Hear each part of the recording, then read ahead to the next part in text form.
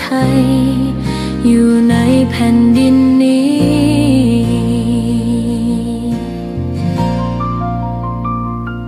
สวนดอกไม้ยังบานดังวันเก่าราวกับเจ้าดอกไม้รู้ว่าพระองค์จากไปแต่กลิ่นหอมยังพัดผ่านใจให้ระลึกถึงพระเมตตาแผ่นดินนี้ยังส่องสว่างด้วยพระคุณอันยิ่งใหญ่ขอเดินตามรอยเท้าแห่งพระแม่ไปด้วยศรัทธาไม่เสื่อมคลายขอกราบแทบบาทด้วยรักนิรันดร์น้ำตาหลั่งพลันจากใจคนไทยแม้เสด็จสู่ฟ้าไกลแต่พระหฤทัยอยู่ในแผ่นดินนี้ดวงใจไทยทุกดวงขอพักดีขอถวายรักนี้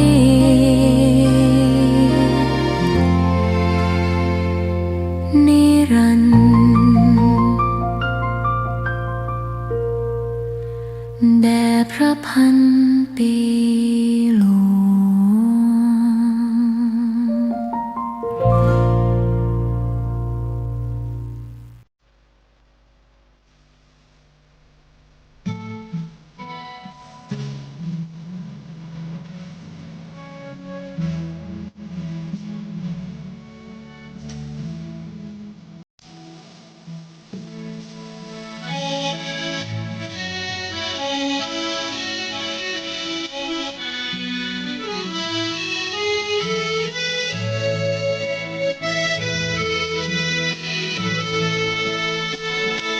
เข้าวัดฟังธรรมไหว้พระเช้าค่ำทำความดี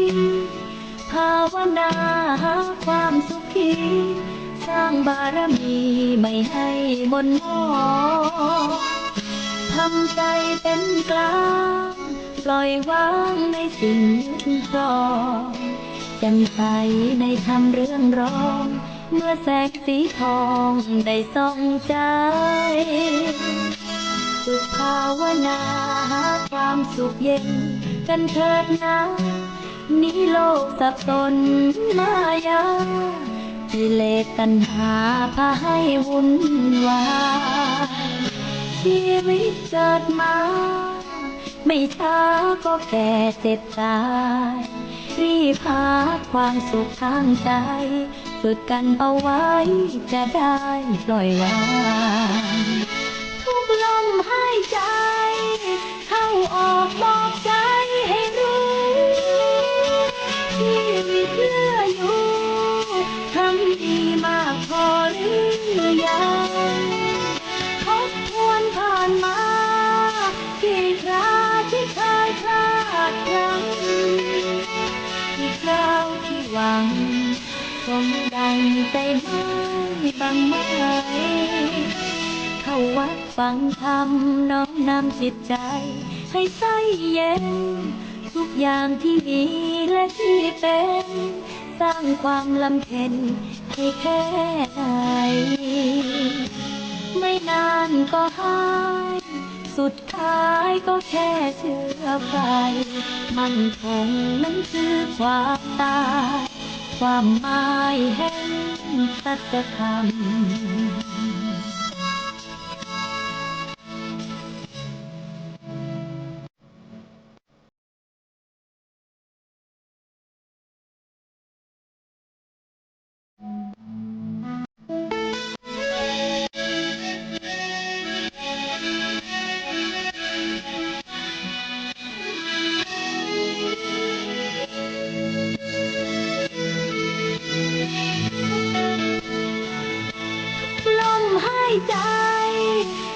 ออกบอกใจให้รู้ชีวิตเหลืออยู่ทำดีมากพอหรือยังทบทวนผ่านมากี่คราที่เคยพลาดพลั้งกี่คราวที่หวังสมดังใจหมายบางไหมเข้าวัดฟังธรรมน้อมนำจิตใจให้ใสเย็นทุกอย่างที่มีและที่เป็นสร้างความลำเค็ญให้แค่ไหนไม่นานก็หายสุดท้ายก็แค่เชื่อไปมันคงนั้นคือความตายความหมายแห่งสัจธรรม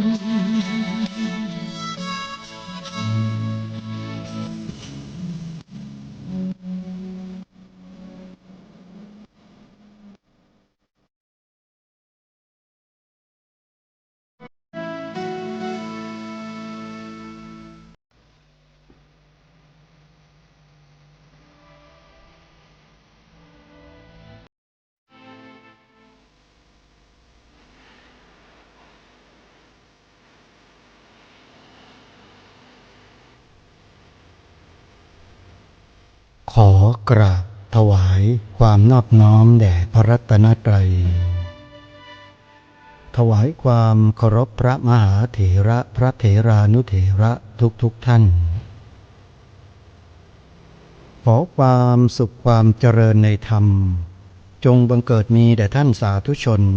ที่กำลังติดตามรับฟังรายการจากสถานีวิทยุแห่งนี้ทุกท่าน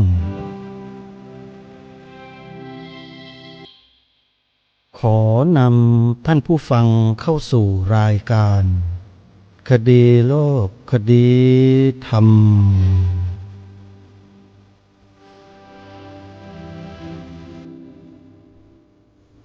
พบกันวันนี้วันแรม5 ค่ำเดือนอ้ายวันนี้ตรงกับวันพุธที่10 ธันวาคมพระพุทธศักราช 2568 รายการคดีโลกคดีธรรมมาพบกับสาธุชนเป็นประจำทุกวันทางสถานีวิทยุพระพุทธศาสนาแห่งชาติคลื่นต่างๆท่านสามารถดาวน์โหลดแอปพลิเคชันวิทยุพุทธศาสนาทั่วไทยเพื่อติดตามรับฟังรายการนี้ได้เป็นประจำทุกวันและยังสามารถรับฟังรายการธรรมะสาระที่เป็นประโยชน์จากสถานีวิทยุพระพุทธศาสนาแห่งชาติคลื่นต่างๆได้อีกเป็นจำนวนมากแอปพลิเคชันเดียวแต่สามารถรับฟังธรรมะได้ทั่วประเทศไทยนั่นก็คือแอปพลิเคชันที่ชื่อว่าวิทยุพุทธศาสนาทั่วไทยขอเรียนเชิญเจริญพรสาธุชนทั้งหลายร่วมกันเผยแพร่แอปพลิเคชันนี้เท่ากับว่าท่านได้มีส่วนร่วมในการเผยแผ่ธรรมะของพระสัมมาสัมพุทธเจ้าไปด้วยถือว่าเป็นบุญกุศลที่ใหญ่มีอานิสงส์มากทำให้เราเกิดในชาติต่อไปจะเป็นคนที่เฉลียวฉลาดมีความสามารถในการใช้ชีวิตด้วยความไม่ประมาทนี่คืออานิสงส์แห่งบุญที่เราบอกให้ผู้อื่นฟังธรรมะเราจะได้บุญเช่นนี้ตรงกันข้ามถ้าใครก็ตามแนะนำคนอื่นบอกคนอื่นให้ไปกระทำสิ่งที่ไม่ดีสิ่งที่เป็นโทษเป็นภัยคนที่บอกนั้นก็จะได้รับบาปกรรม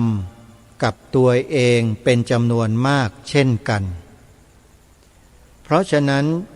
เพียงแค่การแนะนำผู้อื่นเราก็ได้อานิสงส์แห่งบุญมากมายแล้วท่านผู้ฟังแล้วเราจะนิ่งเฉยไปทำไมเราก็เก็บเกี่ยวบุญของเราไปเรื่อย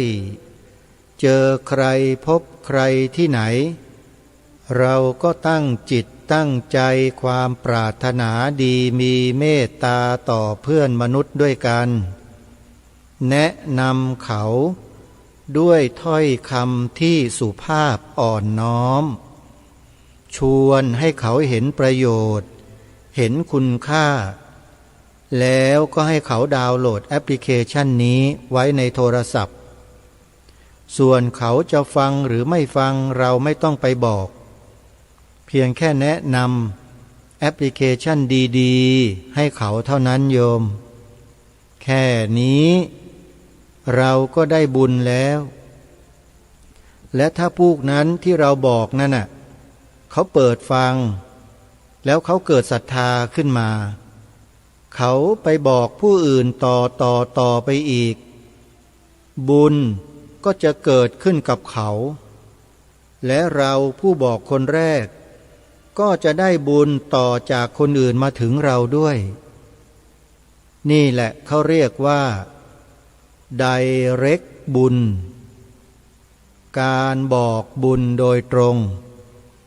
แล้วเราก็ได้ประโยชน์แห่งบุญนั้นโดยอ้อมด้วยและโดยตรงด้วยจึงขอเจริญพรให้พวกเราเก็บเกี่ยวบุญด้วยการบอกบุญดังกล่าวให้ญาติธรรมพี่น้องของเราได้รับสิ่งที่ดีๆจากสถานีวิทยุพระพุทธศาสนาที่มีพระสงฆ์ท่านเป็นผู้ก่อตั้งเป็นผู้จัดทำสถานีวิทยุเหล่านี้ให้ได้บุญด้วยกันอนุโมทนาสาธุกับทุกท่านทุกคนนะโยมนะวันนี้ทางรายการขอเริ่มต้นข่าวประชาสัมพันธ์ในเบื้องต้นนี้แล้วก็จะได้มาปรารภถึงกิจกรรมที่ผ่านมาที่อาตมาภาพได้มีโอกาสเดินทางไปร่วมกิจกรรมเหล่านั้นมาเล่าให้กับสาธุชนได้ฟังกันว่าที่ผ่านมา1 สัปดาห์เนี่ยไปที่ไหนมาบ้างแล้วก็จะได้เชิญชวนญาติโยมร่วมทำบุญกันในวันนี้เป็นวันสุดท้ายของงานปริวาสกรรมปฏิบัติธรรมที่วัดศรีอุดมวงศ์ตำบลศรีสงครามอำเภอวังสะพุงจังหวัดเลยท่านอาจารย์พระครูดมวรานุวัตรก็จะได้ส่งพระภิกษุสงฆ์ที่มาเข้าอยู่ปริวาสกรรมเนี่ยกลับไปยังวัดวาอารามในต่างจังหวัดของท่านก็จะมีการถวายปัจจัยค่าเดินทางด้วยถ้าญาติโยมท่านใดจะรับเป็นเจ้าภาพทางวัดศรีอุดมวงศ์ยินดีเป็นอย่างยิ่งโยมสามารถติดต่อขอทำบุญกับท่านได้ที่หมายเลขโทรศัพท์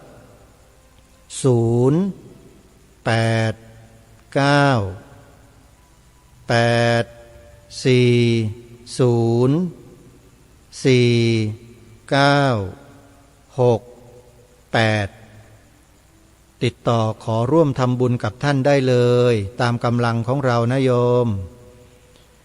อีกงานหนึ่งก็คืองานปฏิบัติธรรมบูชาองค์พระธาตุพนมที่จังหวัดนครพนมจัดขึ้นเป็นประจำทุกปีและกำหนดวันจัดงานนั้นได้ตกลงกันไว้ว่าทุกวันเสาร์ที่2ของเดือนธันวาคมที่องค์พระธาตุพนมจะมีพุทธบริษัททั้งฝ่ายบรรพชิตและฝ่ายคฤหัสถ์มารวมกันที่นั่น แล้วจัดกิจกรรมกราบบูชาองค์พระธาตุพนมแล้วร่วมกันฟังธรรมตลอดทั้งคืนจากครูบาอาจารย์ที่มาแสดงธรรมเป็นการถวายเป็นพุทธบูชาแด่พระสัมมาสัมพุทธเจ้าพระเจดีย์พระธาตุพนมเป็นสถานที่ประดิษฐานบรรจุพระอุรังคธาตุของพระสัมมาสัมพุทธเจ้าไว้ภายในเป็นพระอุรังคธาตุจริงๆญาติโยมใครที่มีความปรารถนาจะกราบพระพุทธสรีระของพระสัมมาสัมพุทธเจ้าของเราพระองค์นี้ขอให้ไปกราบที่องค์พระธาตุพนมนะโยมเพราะที่นั่นมีตำนานที่ยาวนานมากปีพ.ศ. 8พระมหากัสสปะเถระได้อัญเชิญพระอุรังคธาตุของพระสัมมาสัมพุทธเจ้ามาประดิษฐานไว้ที่ริมแม่น้ำโขงแห่งนี้แล้วต่อมาก็ได้จัดสร้างพระมหาเจดีย์ขึ้นที่เรารู้จักกันในนามว่าพระเจดีย์ธาตุพนมนี่แหละเพราะฉะนั้นใครที่จะไปร่วมงานปฏิบัติธรรมบูชาองค์พระธาตุพนมขอให้ญาติโยมเดินทางไปได้ด้วยตนเองแล้วไปที่วัดพระธาตุพนมจอดรถเสร็จก็เข้าร่วมกิจกรรมได้ที่บริเวณลานหน้าองค์พระธาตุพนมทั้งภายในและภายนอกอาตมาภาพเคยปรารภกับท่านผู้ฟังเอาไว้หลายครั้งว่างานปฏิบัติธรรมบูชาองค์พระธาตุพนมที่เกิดขึ้นมาจนถึงทุกวันนี้เนี่ยเกิดจากดำริของพระสงฆ์เพียงแค่4 รูปที่ได้คุยกันในงานศพสถานที่คุยกันก็คือวัดแห่งหนึ่งที่บ้านคอนสวรรค์ตำบลไผ่อำเภอรัตนบุรีจังหวัดสุรินทร์มีพระอาจารย์สอนเพชรจันทโชโตจากอุทยานธรรมวังวิโมกข์เป็นผู้อยู่ในพื้นที่มีพระมหาศิลป์คุตตวัฒโนมีพระอาจารย์ปลัดเดชาอาสโพและอาตมาภาพพระครูปลัดนรงฤทธิ์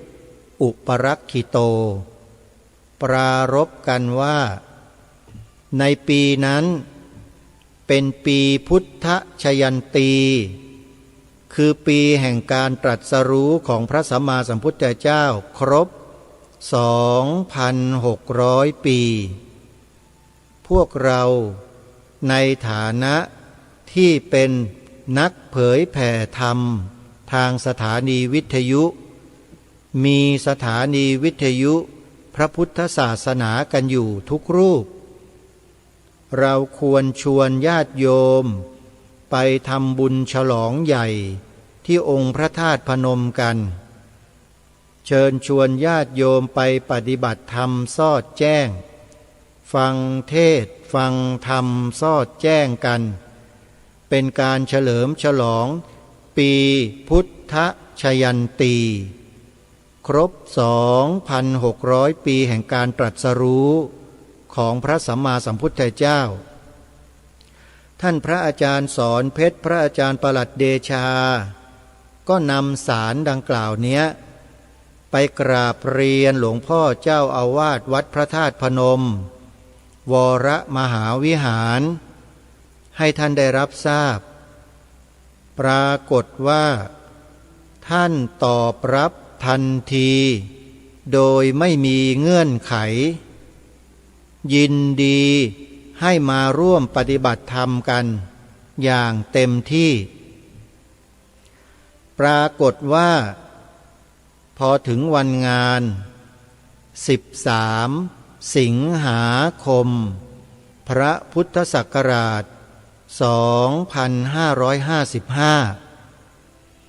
มีบรรดาญาติโยมนุ่งขาวห่มขาวเดินทางมาทั่วสารทิศมารวมกันอยู่ที่องค์พระธาตุพนมหลายหมื่นชีวิตเป็นที่น่าอัศจรรย์ใจแด่ผู้คนในแถบนั้นเป็นอย่างยิ่งโดยเฉพาะองค์หลวงพ่อเจ้าอาวาสวัดพระธาตุพนมในสมัยนั้นพระเทพวรมุนีซึ่งเป็นสมณศักดิ์เดิมของท่านปราบปลื้มปีติแล้วยินดีเป็นอย่างยิ่งทราบในภายหลังว่าในค่ำคืนวันนั้นเนี่ยญาติโยมเชื่อไหมหลวงพ่อเจ้าอาวาสวัดพระธาตุพนมเนี่ยนอนไม่หลับทั้งคืนเฝ้าติดตามฟังการแสดงธรรมของพระลูกพระหลานที่มาจัดงานกันทั้งคืนเลยแล้วท่านก็ดีใจสุดๆที่มีกิจกรรมแบบนี้ที่วัดพระธาตุพนมแล้วท่านก็ปรารภในงานตอนที่ท่านขึ้นแสดงธรรมในตอนเย็นๆนะโยมท่านบอกว่าตั้งแต่ท่านมาอยู่วัดพระธาตุพนมจนกระทั่งเป็นเจ้าอาวาสมาจนถึงปัจจุบันเนี้ยไม่เคยเห็นใครจัดงานในลักษณะเช่นนี้ที่วัดพระธาตุพนมเลยครั้งนั้นเป็นครั้งแรกและเป็นครั้งประวัติศาสตร์ที่มีผู้คนเดินทางมาร่วมงานกันอย่างล้นหลามหลายหมื่นคนญาติโยมเฉพาะจังหวัดกาฬสินธุ์จังหวัดเดียวเนี่ยมากันถึง168คันรถบัสโยมลองพิจารณาดูนะว่า1รถบัสมีจำนวนคนเท่าไหร่แล้วนำ168ไปคูณเข้าดูเฉพาะจังหวัดกาฬสินธุ์เนี่ย168รถบัสส่วนจังหวัดสุรินทร์ไม่น้อยหน้าพากันไปงานวันนั้น32คันรถบัสแล้วยังมีจังหวัดชุมพรมาร่วมจังหวัดอื่นๆกรุงเทพนครปฐมจังหวัดมหาสารคามขอนแก่นสุรินทร์จังหวัดอะไรต่างๆในเขตภาคอีสานเนี่ยมากันเยอะมากๆญาติโยมสนใจจะดูคลิปเปิดไปดูใน YouTube ได้เลยญาติโยมพิมพ์คำว่างานพระธาตุพนมดีทีวีงานพระธาตุพนมดีทีวีในคืนในวันนั้นเนี่ยอาตมาภาพนำทีมงานสถานีโทรทัศน์ผ่านดาวเทียมดีทีวีไปถ่ายทอดสดทั่วโลกตลอดทั้งคืนญาติโยมผู้คนติดตามรับชมกันเป็นจำนวนมากเป็นประวัติการณ์ต่างได้รับความชื่นชมจากผู้ชมเป็นจำนวนมากแล้วก็เรียกร้องให้จัดงานในลักษณะเช่นนี้บ่อยๆชอบฟังชอบดูกันในวันนั้นอาตมาภาพเป็นพิธีกรดำเนินรายการถ่ายทอดสดด้วยถ้าโยมเข้าไปดูในคลิปใน YouTube ตามชื่อที่บอกก็จะเห็นและได้ยินเสียงอาตมาภาพอยู่ในนั้นนั่นคือการริเริ่มจัดงานปฏิบัติธรรมบูชาองค์พระธาตุพนมครั้งแรกในประวัติศาสตร์ไม่เคยมีในลักษณะเช่นนี้มาก่อนฟังเทศน์ฟังธรรมกันตลอดทั้งคืนงานนั้นเริ่มตั้งแต่4 โมงเย็น แล้วไปเสร็จสิ้นในเวลาประมาณ9 นาฬิกาของอีกวันหนึ่งญาติโยมประมาณ10 กว่าชั่วโมงอาตมาภาพนั่งกำกับดูแลการถ่ายทอดสดอยู่ที่โต๊ะทำงานในภาคสนามตรงนั้นเนี่ยตลอดทั้งคืนเหมือนกันไม่ยอมไปหลับไปนอนเพราะมันไม่ง่วงเห็นบรรดาญาติโยมที่ไปในงานเป็นจำนวนมากมายมหาศาลแล้วตื่นตาตื่นใจนอนไม่หลับก็เลยมากำกับลำดับภาพในการออกอากาศทั้งคืนวันนั้นเลยนี่คือความมหัศจรรย์ของธรรมะในพระบวรพุทธศาสนาชวนกันมาทำคุณงามความดีและเป็นสิ่งที่ทำได้ยากแต่พวกเราทั้งฝ่ายบรรพชิตฝ่ายคฤหัสถ์เราทำกันได้และทำกันได้ดีด้วยญาติโยมขอกราบขอบพระคุณหลวงพ่อเจ้าอาวาสวัดพระธาตุพนมที่ท่านเมตตาให้พระลูกพระหลานใช้สถานที่จัดงานในครั้งนั้นจนเป็นที่ยอมรับและดำเนินการจัดงานมาเป็นประจำทุกปีจนถึงปีนี้ก็จะจัดอีกครั้งหนึ่งในระหว่างวันที่13-14 ธันวาคมเหลือเวลาอีกเพียงแค่3 วันเท่านั้นญาติโยมใครที่ยังไม่ได้ตัดสินใจจะไปร่วมงานยังมีเวลาพอนะไปกันเป็นหมู่เป็นคณะแชร์ค่ารถกันจะเป็นประโยชน์มากกว่าไปคนเดียวนะโยมแต่ถ้าใครไม่มีเพื่อนนั่งรถไฟนั่งรถทัวร์ไปนะโยมนะก็ไปถึงเหมือนกันญาติโยมไปร่วมงานกันถ้าหากจะถามว่าอาตมาภาพไปร่วมงานด้วยไหมอาตมาก็ต้องตอบตรงนี้เลยว่าไม่ได้ไปร่วมนะเพราะเจ้าของงานเขาไม่ได้นิมนต์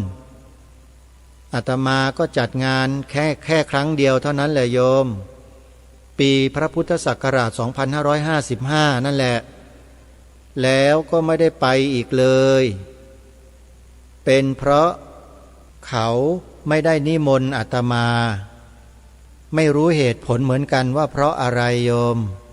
อาตมาก็ไม่ได้ไปอีกเลยตั้งแต่ปีนั้น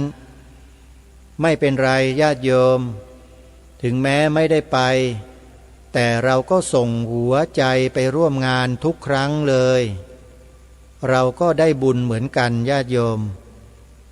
แล้วได้มาประกาศประชาสัมพันธ์เชิญชวนญาติโยมสาธุชนไปร่วมงานนี้อาตมาก็ได้บุญนะโยมอาตมาได้บุญนะเป็นการเป่าประกาศงานบุญให้ทุกท่านไปร่วมกันเพื่อปฏิบัติธรรมถวายเป็นพุทธบูชาอาตมานั้นถือว่าเป็นงานพุทธบูชาทั้งหมดเป็นการบูชาพระพุทธคุณของพระสัมมาสัมพุทธเจ้าซึ่งเหนือสิ่งอื่นใดแค่นี้อาตมาก็ภูมิใจแล้วญาติโยมถึงแม้ไม่ได้ไปก็ไม่เป็นไรได้มีโอกาสประชาสัมพันธ์บอกกล่าวก็ได้บุญแล้วโยมใครสนใจก็ไปนะงานปฏิบัติธรรมบูชาองค์พระธาตุพนมประจำปีพระพุทธศักราช 2568 ณ วัดพระธาตุพนมวรมหาวิหารอำเภอธาตุพนมจังหวัดนครพนมเสาร์ที่13 ธันวาคมงานต่อไปเป็นงานปฏิบัติธรรมสัญจรในลักษณะเดียวกันมีการปฏิบัติธรรมแสดงธรรม ฟังธรรมกันตลอดทั้งคืนงานนี้คืองานปฏิบัติธรรมสัญจรจัดขึ้นในวันที่17-18 มกราคมพระพุทธศักราช2569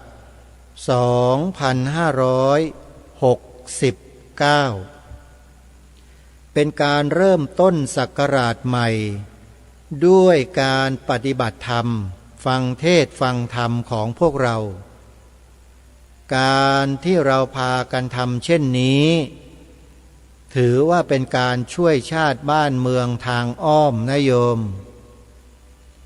ใครอาจจะมองไม่เห็นว่าเป็นการช่วยเหลือประเทศชาติบ้านเมืองทางอ้อมอย่างไรแต่ครูบาอาจารย์ของเราทั้งหลายญาติโยมของเราทั้งหลายรู้ในเรื่องเหล่านี้เป็นอย่างดี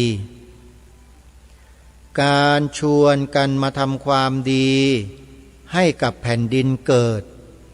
ให้กับดวงวิญญาณของบรรพบุรุษให้กับเหล่าเทพพยดาทั้งหลายทั้งปวงถือว่าเป็นการทำประโยชน์ให้กับแผ่นดินทางอ้อมเทวดาเหล่านั้นจะมีความปลื้มปิติยินดีจิตใจดีเขาก็จะไปดลบันดาลจิตใจของผู้หลักผู้ใหญ่ในบ้านเมืองเนี่ยให้มีใจเป็นบุญเป็นกุศลเพิ่มขึ้นผู้ใหญ่เหล่านั้นเมื่อได้รับการดลบันดาลใจจากเทวดาแล้วก็จะกลายเป็นผู้ใหญ่สัมมาทิฏฐิหันมาส่งเสริมทำนุบำรุงพระบวรพุทธศาสนาส่งเสริมดูแลพระภิกษุสงฆ์สามเณรอุบาสกอุบาสิกาแม่ชีของเราเนี่ยให้ได้รับความสะดวกในการทำหน้าที่ยิ่งขึ้นนี่แหละเขาเรียกว่าประโยชน์ทางอ้อมที่คนทั่วไปเนี่ยเขาไม่รู้เขาดูไม่ออกเขาไม่เข้าใจแต่เราทั้งหลายนั้นรู้และเข้าใจในเรื่องเหล่านี้เราก็เลยพากันมาปฏิบัติธรรมบูชาพระบรมสารีริกธาตุตามพระเจดีย์สำคัญของประเทศไทยของเราอยู่เป็นปกติอย่าลืมเดือนมกราคมเรามีนัดหมายไปทำคุณงามความดีร่วมกันที่พระธาตุนาดูล17 มกราคมไปรวมกันที่พระธาตุนาดูลนะโยมนะ17 มกราคมพระพุทธศักราช2569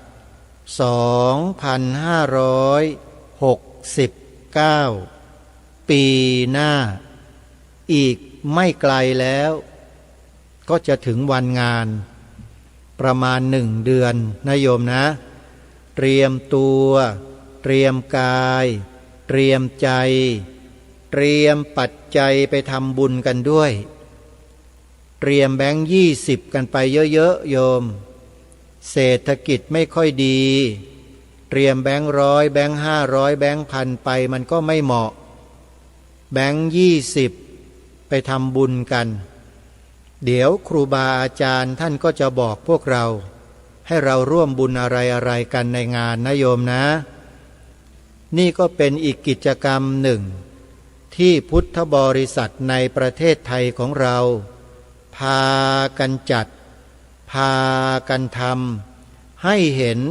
เป็นรูปธรรมชัดเจนอย่าคิดว่าการไปร่วมกิจกรรมแค่1 วัน1 คืนไม่ได้อะไรอย่าคิดเช่นนั้นเป็นอันขาดเพราะถ้าใครคิดเช่นนั้นเป็นเบื้องต้น มันก็จะเกิดอกุศลตามมาโดยลำดับแล้วอาจจะจับผิดผู้คนที่ไปทำคุณงามความดีก็ได้ตำหนิบ้างดูถูกบ้างถากถางบ้างปิดกั้นบ้างเชื้อเชิญชักชวนให้ไปในทางอื่นบ้างอันนี้ถือว่าเป็นบาปเป็นกรรมนะโยมอย่าไปทำและอย่าไปให้มันเกิดขึ้นในใจของเราเป็นอันขาดใครที่ทำคุณงามความดีอะไรก็แล้วแต่จะเป็นระยะเวลาสั้นระยะเวลายาวถือว่าเป็นประโยชน์ทั้งหมดอย่าไปตำหนินะตำหนิละบาปทันทีเลยแต่ถ้าใครส่งเสริมได้บุญส่งเสริมยังไงล่ะให้ทานรักษาศีลเจริญภาวนาบอกกล่าวผู้อื่นหรืออนุโมทนาในงานนั้นๆเราก็จะได้บุญไปด้วยขออนุโมทนากับทุกภาคส่วนที่ร่วมด้วยช่วยกันทำให้กิจกรรมดีๆเหล่านี้เกิดขึ้นและมีคนดีๆมีศีลธรรมไปร่วมทำความดีร่วมกันเป็นพลังแห่งบุญมหาศาลในงานนั้นๆการรวมตัวกันเยอะๆแล้วส่งพลังแห่งบุญกุศลออกไปแผ่ไปเนี่ยมันมีพลังเยอะมากเลยญาติโยมอาตมาภาพจำได้ในปีแรกที่จัดงานพระธาตุนาดูลปฏิบัติธรรมสอดแจ้งนี่แหละอาตมาเป็นพิธีกรอยู่ในงานญาติโยมขึ้นเวที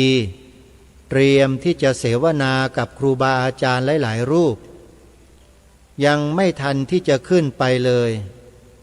อาตมาก็ปรารภกับญาติโยมที่ไปร่วมงานในวันนั้นบอกกับญาติโยมอยู่ประโยคนึงว่าอาตมาที่องค์พระธาตุนาดูลเนี่ยทราบว่าภายในองค์พระธาตุบรรจุพระกรุเก่าแก่เอาไว้ใต้เจดีย์มากมายมีผู้คนค้นพบขุดพบกันเยอะถ้าหากว่ามีเทวดาใจดีดลใจให้ญาติโยมนำมาถวายสักองค์หนึ่งก็จะเป็นพระคุณอย่างยิ่งในขณะที่ยังไม่ทันขาดคำเลยโยมมีญาติโยมที่นั่งอยู่ด้านหลังนู้นลุกขึ้นยืนทันทีแล้วก็เดินรี่เข้ามาหาอาตมาในเวลานั้นเลยโยมเข้ามาเสร็จดึงสร้อยที่คอออกแล้วก็นำมาถวายอาตมาต่อหน้าต่อตาผู้คนที่อยู่ในที่นั้นโดยเฉพาะท่านอาจารย์พระครูอุดมวรานุวัตรเนี่ยเป็นสักขีพยานเห็นอยู่อย่างใกล้ชิดตลอดเวลาเลยได้ยินทุกคำพูดของโยมที่พูดออกมาว่าพอท่านพูดยังไม่ขาดคำเลยมีอะไรไม่รู้ตกลงมาใส่ในตัวโยมเนี่ยสั่นสะท้านไปทั้งตัวเลยแล้วก็ได้ยินเสียงบอกว่านำไปให้ท่านนำไปให้ท่านอันนี้คือเรื่องจริงนะโยมอาตมาไม่ได้โกหกและพระองค์นั้นเนี่ยอาตมาจะนำไปในงานวันที่17 มกราคมปีหน้าด้วยเพราะถือว่าท่านอยู่ที่นั่นและมีญาติโยมที่เป็นเจ้าของเนี่ยมอบถวายให้อาตมาก็เป็นเจ้าของพระกรุพระธาตุนาดูลองค์นี้ก็จะอัญเชิญท่านไปด้วยถ้าใครอยากจะเห็นขอดูจากอาตมาได้เลยเดี๋ยวจะหยิบให้โยมดูมันเป็นความมหัศจรรย์จริงๆญาติโยมไม่น่าเชื่อก็ต้องเชื่อประกาศออกไมโครโฟนไปอย่างนั้นแหละ คือมีความปรารถนาจะได้พระกรุของพระธาตุนาดูลไว้บูชาสักองค์หนึ่งก็เลยพูดไปอย่างนั้นแหละพูดลอยๆออกไปแต่ไม่น่าเชื่อว่าเทวดาเนี่ยลงมาดลใจโยมท่านนั้นน่ะถอดออกมาจากสร้อยคอแล้วถวายอาตมาเลยพอเสร็จงานวันรุ่งขึ้นอาตมาก็ไปพบกับโยมท่านนี้แล้วพูดคุยกันโยมบอกว่าโยมมีอยู่หลายองค์ท่านเพราะบนที่ดินของโยมเนี่ยก็มีกรุพระเช่นนี้อยู่ด้วยขุดลงไปแล้วเจออาตมาก็เลยโล่งใจคิดว่าโยมมีองค์เดียวแล้วนำมาถวายกะว่าจะให้คืนโยมแต่พอโยมบอกอย่างนั้นก็เลยรับเอาไว้จนถึงวันนี้เลยโยมนี่คือความมหัศจรรย์ที่เกิดขึ้นต่อสายตาผู้คนเป็นจำนวนเรือนพันในวันนั้นโยมท่านอาจารย์พระครูดมวรานุวัตรเป็นสักขีพยานได้เลยเรื่องนี้แล้วก็ยังมีเรื่องต้นตะเคียนที่อาจารย์พระครูดมเนี่ยนั่งรถปิกอัพบรรทุกต้นตะเคียนไปประมาณ100 กว่าต้นไปปลูกที่สวนป่าสามัคคีธรรมก็เกิดความมหัศจรรย์อีกเหมือนกันญาติโยมนี่คือสิ่งที่เกิดขึ้นที่อาตมาภาพเกี่ยวข้องด้วยมันคืออะไรอย่างไรนั้นอาตมาไม่อาจสามารถจะทราบและล่วงรู้ได้แต่ถ้าหากมีท่านผู้รู้ท่านใดพอจะรู้ในวันงาน17 มกราคมเนี่ยไปบอกอาตมาที่พระธาตุนาดูลหน่อยนะโยมอาตมาก็จะได้ทำให้ถูกให้ต้องแล้วก็จะได้บูชาท่านให้ถูกต้องด้วยเพราะอาตมาภาพถือว่าเทวดาที่ลงมาที่โยมวันนั้นน่ะมีส่วนเกี่ยวข้องกับชีวิตของอาตมาอยู่ด้วยแต่ท่านไม่ลงมาหาอาตมาไม่รู้ว่าเพราะอะไรถ้ามาได้ก็มาหาหน่อยนะอาตมานี่แปลกโยมเชื้อเชิญอะไรมาเข้าฝันมาบอกมาอะไรไม่มีใครมาสักคนหรือว่าเขากลัวอะไรอาตมาหรือเปล่าก็ไม่ทราบอาตมาไม่มีอะไรน่ากลัวสักหน่อยไม่รู้เขากลัวอะไรมาดลจิตดลใจส่งพลังงานมาทำให้อาตมาเกิดความรู้สึกอะไรแปลกๆสักนิดหนึ่งก็ยังดีนี่ไม่มาเลยนู่นไปลงโยมที่นั่งอยู่ข้างหลังนู่นแล้วก็โยมก็นำพระกรุพระธาตุนาดูลเนี่ยมาถวายโยมอาตมาก็ดีใจที่ญาติโยมนำมาถวายแต่จริงๆแล้วเนี่ยผู้ที่ถวายอาตมาเนี่ยก็คือองค์เทพเทวดาที่อยู่ที่พระธาตุนาดูลนั่นแหละถวายให้เป็นเรื่องแปลกเป็นเรื่องมหัศจรรย์จริงๆญาติโยมนี่คือสิ่งที่เกิดขึ้นกับอาตมาจริงๆนะไม่ได้พูดโกหกนะโยมแล้วโยมลองคิดดูสิคนอื่นไม่ยอมไปให้แต่ตรงมาให้อาตมาทันทีในเวลานั้นเลยในเวลาที่พูดนั่นแหละมีผู้คนเห็นกันเต็มไปหมดและอาตมาภาพก็พูดออกอากาศไปด้วยนี่คือสิ่งที่เกิดขึ้นจริงๆและในปีนี้อาตมาจะมีของชำร่วยของที่ระลึกประจำรายการคดีโลกคดีธรรมเนี่ยไปมอบให้กับญาติโยมที่มาปฏิบัติธรรมในวันนั้นด้วยแต่อาจจะไม่ได้ทั้งหมดนะโยมได้เป็นจำนวนหนึ่งอาตมาก็มีเงื่อนไขนิดเดียวใครที่ปรารถนาจะได้ของที่ระลึกที่อาตมาจะนำไปมอบให้เนี่ยถ้าหากว่าท่องจำบทพระราชนิพนธ์ความหมายธงไตรรงค์ได้รับไปเลยใครท่องได้รับไปเลยญาติโยมจะท่องเป็นทำนองเนื้อร้องรายการคดีโลกคดีธรรมก็ได้ ขอรำพันบรรยายความคิดเครื่องหมายแห่งสีทั้งสามงามถนัดบทเพลงประจำรายการนี่แหละคือบทพระราชนิพนธ์ความหมายธงไตรรงค์จะร้องเป็นทำนองก็ได้โยมอาตมาให้หมดเลยไม่ใช่ให้ทั้งหมดนะให้1 ชิ้นต่อ1ท่านทีนี้ถ้าหากว่าท่องจำไม่ได้ทั้งหมดก็ขอให้ท่องจำเพียงท่อนเดียวนะคือขาวคือบริสุทธิ์ศรีสวัสดิ์หมายพระไตรรัตน์และธรรมะคุ้มจิตไทยแค่นี้ก็ได้แต่จะให้คนที่ท่องได้ทั้งหมดก่อนคนที่ท่อง1 ประโยคนี้ได้คนที่2และ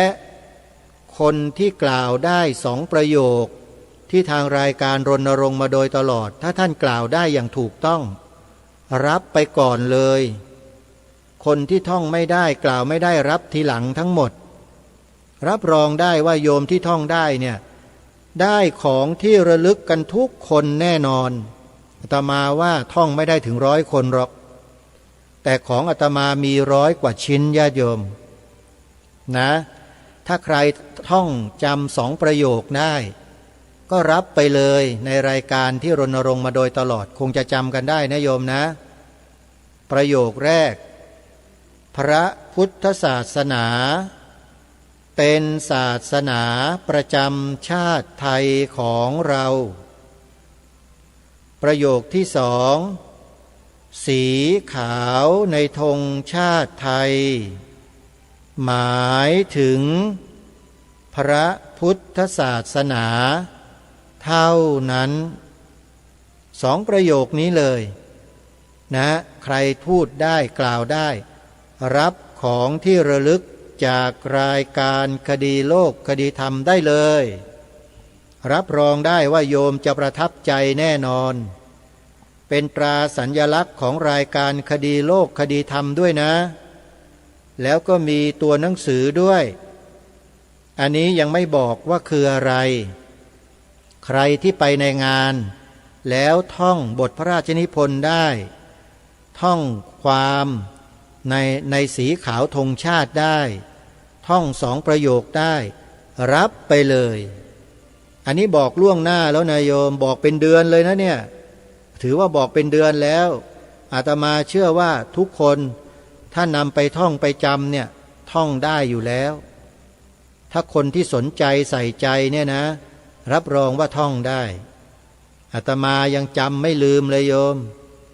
นะบทกลอนบทอะไรต่างๆเนี่ยจำง่ายนะโยมนะเอาแล้วเดี๋ยวไปพบกันที่พระธาตุนาดูนนะ17 มกราคมพระพุทธศักราช2569ปีหน้าเอาละเวลาของรายการก็ใกล้จะหมดลงแล้วมาอนุโมทนาบุญกับญาติโยมรายการคดีโลกคดีธรรมของเรานิดหนึ่งมีญาติโยมที่ร่วมทำบุญซื้อที่ดินถวายวัดป่าจริยธรรมได้แสดงความจำนงเข้ามาในรายการคดีโลกคดีธรรมบ้างแล้วซึ่งมีอยู่หลายท่านอยู่เดี๋ยวจะได้นำไปอ่านออกอากาศในวันต่อๆไปนะโยมนะใครที่จะร่วมบุญซื้อที่ดินถวายวัดป่าจริยธรรมซึ่งเป็นงวดสุดท้ายในเดือนมกราคมปีหน้านี้แล้วนะโยมนะใครจะร่วมบุญก็ติดต่อผ่านรายการคดีโลกคดีธรรมได้เลยโทรศัพท์มาที่อาตมาก็ได้หรือถ้าใครจะทำบุญกับทางวัดป่าจริยธรรมโดยตรงก็ทำได้เลยญาติโยมมีรายละเอียดอยู่ในเว็บไซต์ของวัดป่าจริยธรรมเปิดเว็บไซต์ของวัดป่าจริยธรรมไปดูได้พิมพ์คำว่าวัดป่าจริยธรรมแล้วโยมก็เข้าไปดูรายละเอียด